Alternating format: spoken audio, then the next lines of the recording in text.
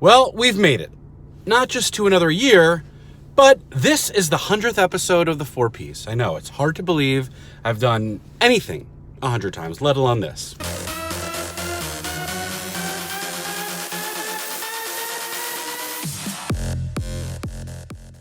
So here's to sticking with things, trying to get better and be better. The last few weeks have been especially challenging and tragic with the premature passing of a number of people in my larger sphere of life experiences. Neighbors, friends, former colleagues. I think the number lost in a 1-month period was like 6 people.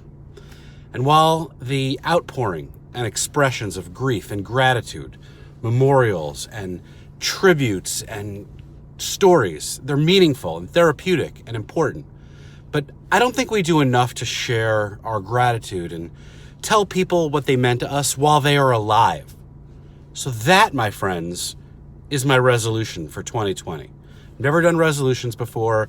Yes, I probably need to drop some of the vacation eating weight that I gained, but that's it.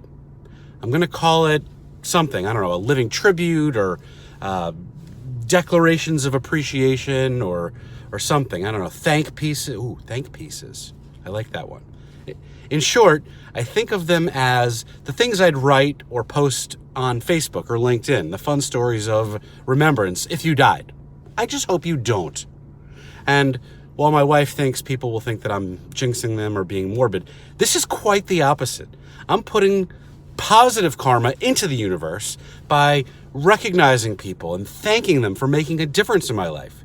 Starting this week with the first two, Ben Holstein and Wade Moorhead.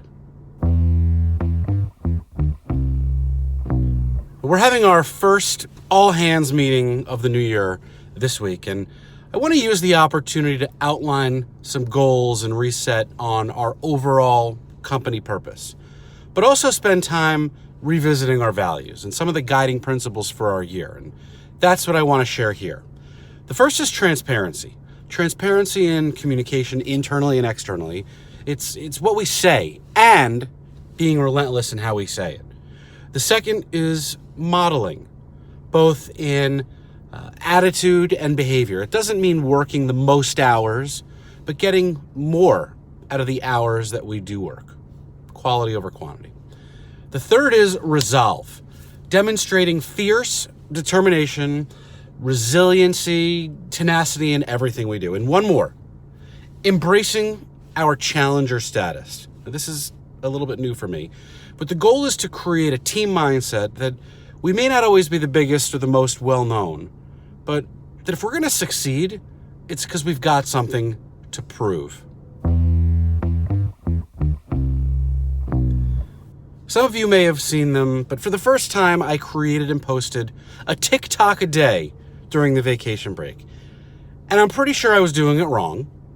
And while my 12-year-old niece was telling me to make dance videos to songs I've never even heard, I instead created video montages, collages of photos taken of my family and our experiences.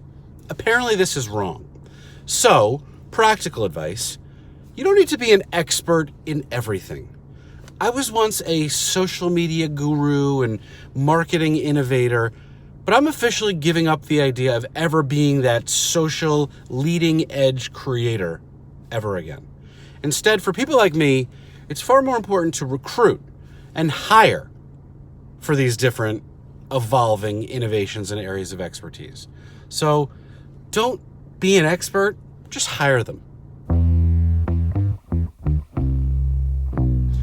As we approach the first slate of primaries in like a few weeks, I'll be sharing and simplifying some of the biggest, most important issues in this election, just breaking them down. And besides simply replacing the current corrupt president, which is an important issue, healthcare in the U.S., it's about twice as expensive as it is in any other developed country.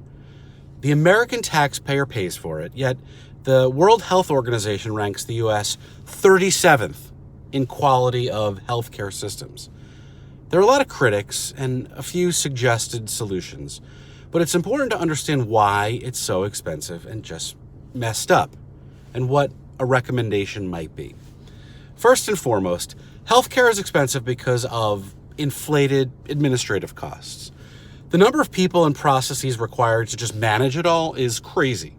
Billing clerks and customer service representatives, they account for a quarter of it, whereas other countries with a single payer system don't require this level of staffing to administer healthcare. The cost of drugs is also a major factor in our crippled system. Not illegal drugs, legal drugs. In most countries, the government negotiates drug prices with the manufacturers, the drug makers. But when Congress created Medicare, it specifically denied them the right to use its power to negotiate drug prices. Legal protection. Another reason why the U.S. health insurance costs are so high. Doctors are afraid that they're going to get sued. So they end up ordering multiple tests and lots of just verification to back themselves up, even when they're relatively certain that they know what the diagnosis is. Specialists command high reimbursements, and the overutilization of specialists through the current process of referral decision-making drives costs even higher. And one of the most frustrating issues, branding and marketing. That's right, advertising. Providers who can demand the highest prices are the ones who create a brand everyone wants. The Affordable Care Act, Obamacare, has pushed back to some degree against these high costs, but it was fought at a very, very steep price and at every step along the way, and has really just provided a partial solution. Most other developed countries control this by having the government play a stronger role in negotiating prices for healthcare. But there's been a lack of political support for the government getting more involved in controlling healthcare costs because the insurance companies have legit control over the legislative process. The amount of involvement or control that the government should have is where politics comes into play. But in the meantime, we're all paying the price, and it's making me sick.